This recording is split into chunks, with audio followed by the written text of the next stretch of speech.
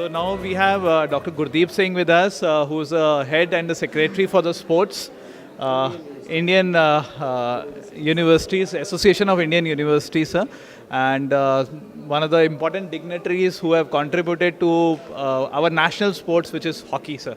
So, sir, listening to your address on the dais, what time we encourage our children to get into the sports, sir. So I think most of us wants to make ourselves comfortable in front of our colleagues, who are sitting internationally and maybe training their children at a very early age, sir. So share your personal experience while interacting with them, sir. Scientifically, the talent should be identified at the very early age. It cannot be defined in years. Even I would go further. The conducive environment should be given to the parents first, sports-wise. So the same feeling should travel to the child before he comes to the earth. He comes in the world. So when parents are sports-minded, they are the best teachers. They are the best gurus before the child comes in the world. If the parents are physically fit, intellectually developed, and technically adaptable, I think half of the work has already been done before the child comes in the world. So need is to create that and conducive environment for the parents. Then it will be easier for the children to take up sports as a full-time job for excellence and broad basing of sports in school, colleges and universities, which are the nurseries. So this should be a good system sport. So today, each and every parent who is a parent today has played some or the other game in his or her childhood. And one of the basic sport which I think is running. Right. Today there are many professional runners, but I was also a runner at one point of time. Today I am not a runner. Right.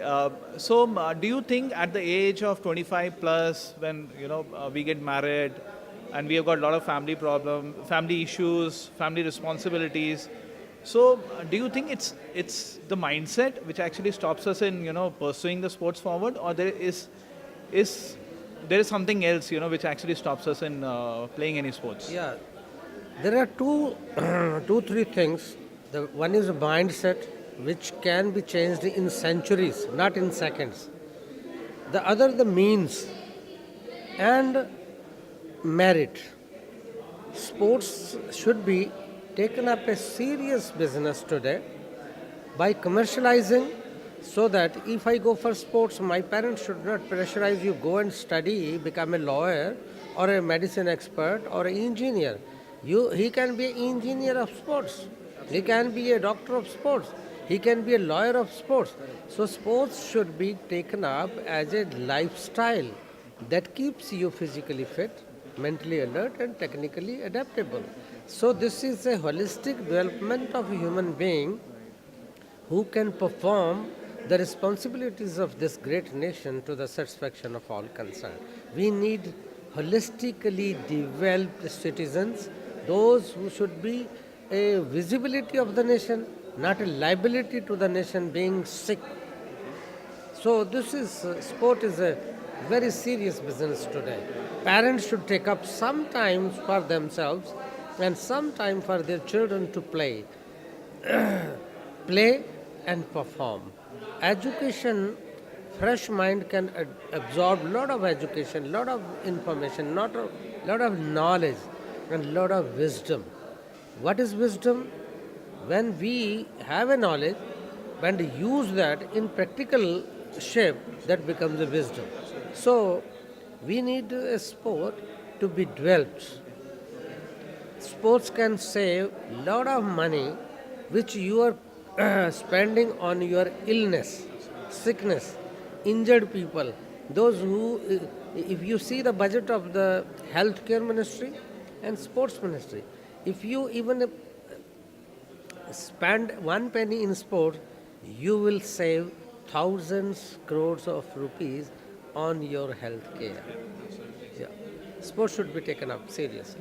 So since you are heading actually the sports department of All India University, sir, how do you see the sports evolving today in the university, sir, to make India a sporting nation for the future? Yeah, Actually, the future of the country is in the school, colleges, and the universities. These national sports federations are spending each and everything and more than required at the national level, which is not a trainable age. That is a sustainable age. You train your students and athletes in school, colleges, and universities. They are the second rung or second stage of your national teams. Because if you prepare the foundation well, then I think a finishing touch can be given in the national camps. This is much required. So don't you think it's going to be very expensive for the government? Yes, it is expensive for the government. There is a private sector also. Why don't you take advantage of public-private partnership? Government simply should govern, not earn. They should govern, not should earn. For earning point of view, you have a private sector. Private sector is flourishing, where the government sector is going down because there is not a sense of accountability and responsibility. In government sector, you can earn your livelihood without performing. But in private sector, you are also from private sector. If you don't perform, you will perish. The same principle should be applied in sports also. So the fruits of the future for making India as a sporting nation lies in the schools, colleges, and universities, sir. Everybody knows. Thank you very much, sir. Thank you for giving your valuable time. Thank you. You encourage every child to play at least 60 minutes every day. It's not possible in a school setup.